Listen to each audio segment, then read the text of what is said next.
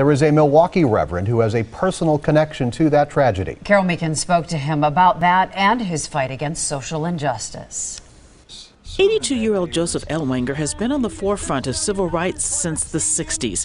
He made his mark in Milwaukee and Alabama. The day before Bloody Sunday. The retired pastor of Cross Lutheran Church has spent his life fighting social injustice. His wife has been by his side. Here's Dr. King in the pulpit. Ellwanger showed me pictures from his memoir, Strength for the Struggle. He worked closely with black civil rights leaders in the South, even marching the day before Bloody Sunday in Selma. That in Jesus Christ, he brought in the kingdom of justice and peace and love, and it's up to us to partner with God in doing that. Ellwanger served at the combined funeral service for 3 of the 4 girls killed in the Birmingham church bombing September 15th of 1963.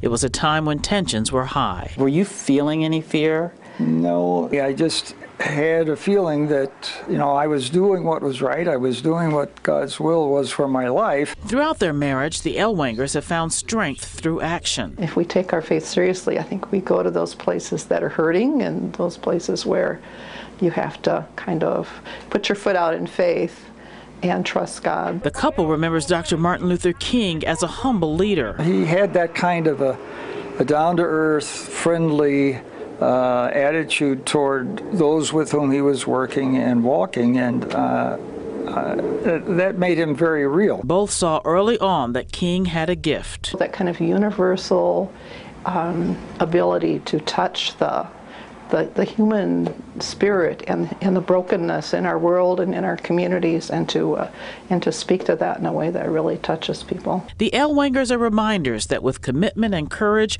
we all have the power to change the world. Unless we're willing to risk something, we're not going to accomplish very much in this world. There's absolutely nothing that we cannot change, no injustice that we cannot right in this country if we are organized, if we are committed, and if we're willing to take risks. Carol Meekins, today's TMJ4.